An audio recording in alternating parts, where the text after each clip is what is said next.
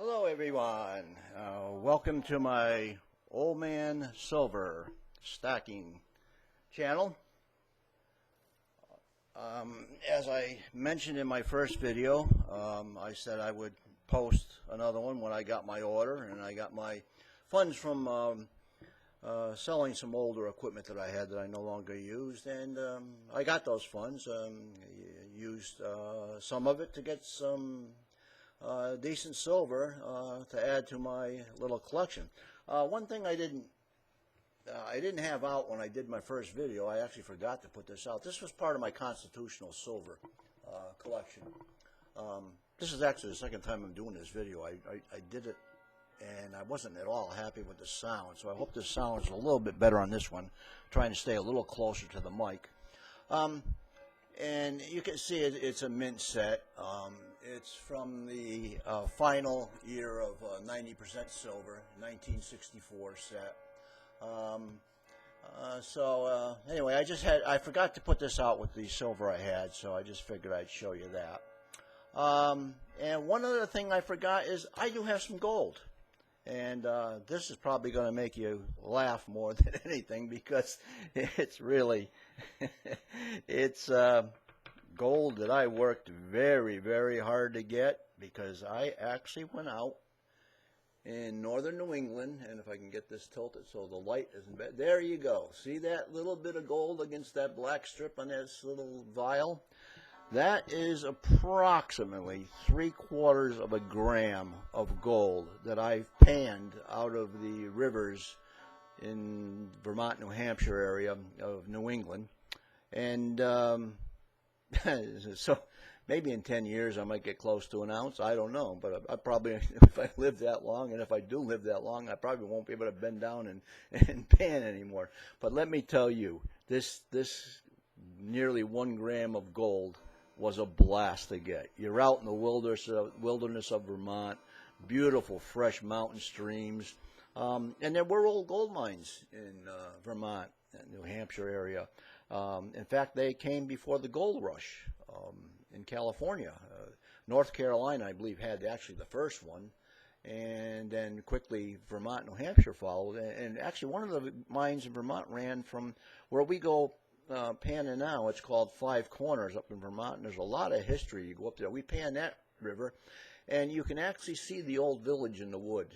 The woods have all grown up, and it's all that's left are stone foundations, and the wood is all rotted away. But it's like a ghost village in the woods. The trees have all regrown, but there's still good gold in that stream, and we hit that one and a number of others. And my son, who got me into this, is doing really well. He's getting up there close to 3/4 of an ounce, and I think this year he'll pass the 1 ounce, even in those little streams in Vermont, New Hampshire. So there you can go. There it is, guys. My gold.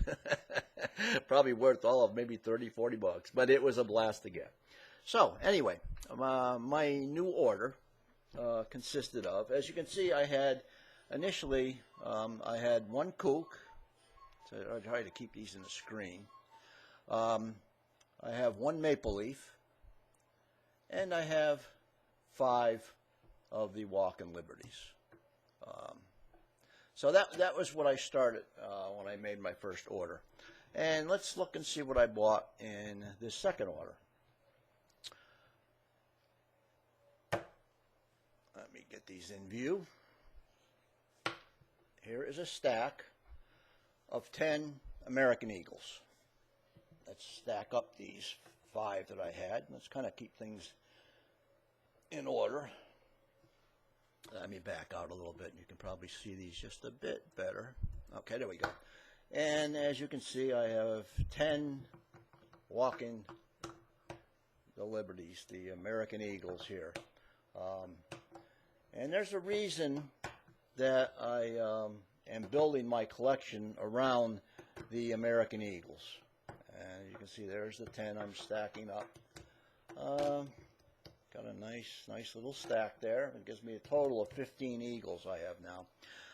The reason I got and want Eagles as my core is because this is more than likely going to be for my wife when I'm gone. And I want them the liquidity. I want it to be as easy to turn in for her as possible. And these are probably one of the best coins to do that with. Plus, I also love the coin. As you remember, I told you the story back in my first video. Back in the 1950s, I had a paper route. And that paper route, Monday through Saturday, which most of them were. I did have some Sunday customers, but most of the customers were, 6-day customers. They were Monday through Saturday. Back then, and this will probably make some of you out there laugh too, the paper was 7 cents a day. 6 days a week. The total cost at the end of me delivering all of those almost 50 customers a day, and each customer was 42 cents, a whopping 42 cents for a whole week of delivering them newspapers. Most people would hand me 45 cents, give them the 3 cents back. But I had one customer, my third customer on the route. She were to hand me 45 cents, and only my third customer, and I didn't have any change. She would actually say, well, when you get changed along your route, you come back and give me the 3 pennies. And sure enough, that's what I had to do. I had to go back to her house and give her 3 cents. But most of my people would hand me a half a dollar and say, keep the change, which was nice. That for 7 cents back then on a 42 cents a week paper, man, it wasn't too bad. And most of those, why my pockets were bulging with coins, was because they were, the Walk-in Liberty $half had only been stopped like, I don't know, maybe 7 years earlier when I was doing that route. And, of course, the Franklins were out. But there were a ton of the Walk-in Liberties. And looking at this coin today, it just takes me back to those days in the 50s as a kid. And it's great. I love that coin. I just really love it. So that's the reason that's the core. And like I say, the liquidity too for my wife. Ease of getting rid of later. So, and what else did I pick up? Let me see. I got to be careful here because I have, it's this one here. Okay, anyway, I got 2 more kookaburras. Stick those here. I got 2 more of those. Let's see, and what else is over here in my little pile? Let's save that one for last. I picked up another Canadian maple leaf. I'm going to put that right there. And I want to put some white gloves on for the, no, I'm not going to take these out, so I won't put the gloves on until I get to the other one. I picked up 2 Libertads. I ran out of capsules, so I left these in the little plastic bags that the capsules came in for now, just so they would be in something until I can get a couple more capsules and get them in. So there's the Libertads. You can see those over here, 2 of those. And I wanted a 2-ounce coin. I wanted to feel the heft of a 2-ounce coin compared to the 1-ouncer.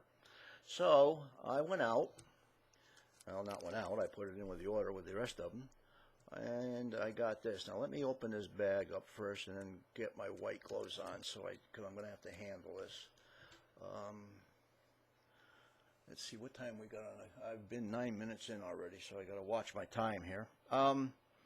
I ordered a Queen's Beast 2-ouncer.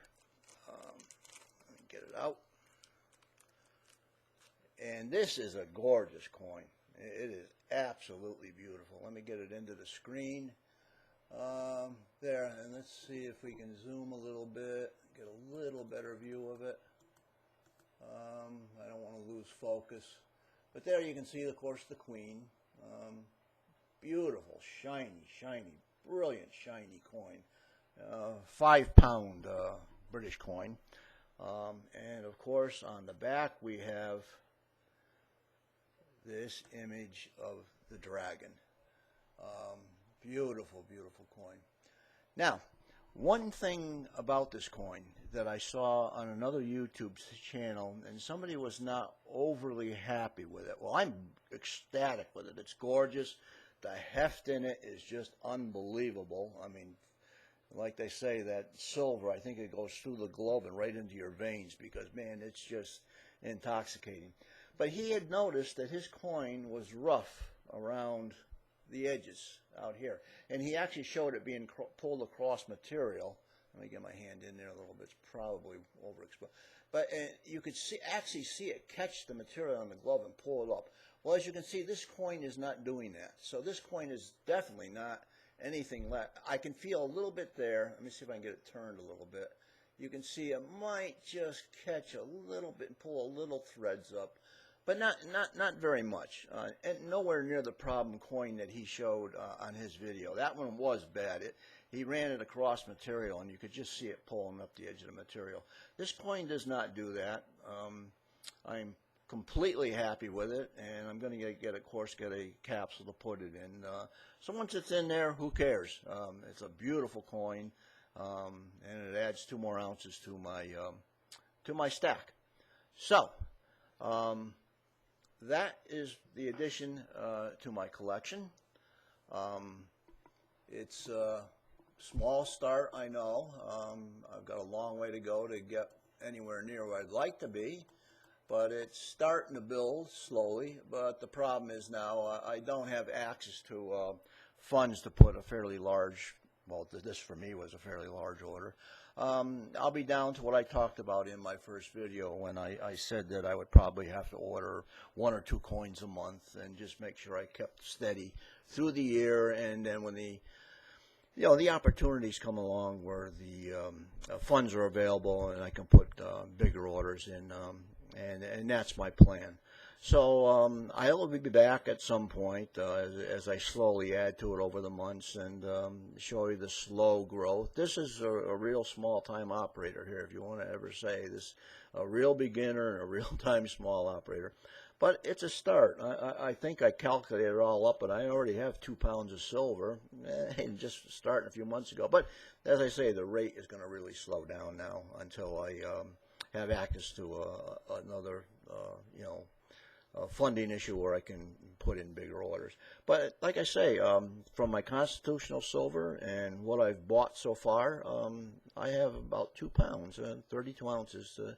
So it's starting, and hopefully I can get it to build. Hopefully, I'm hoping the price still stays low. I know some of you probably that have a bunch of silver out there would like to see it start going up.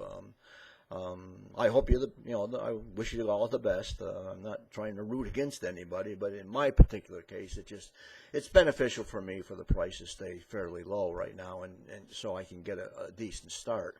And then just like all of you out there at that point, you'd like to see silver go up a little bit, but it's whatever it is, and we've got to deal with it. So that's it for now. Let me know what you think. I will be back again when I get a few more coins, and hopefully in the not too distant future, I can put in another decent order. So everybody out there, good luck to you guys, and keep on stacking. I guess that's the only thing I have left to say. So good luck again to you guys, and hopefully we'll be talking to you soon. Take care.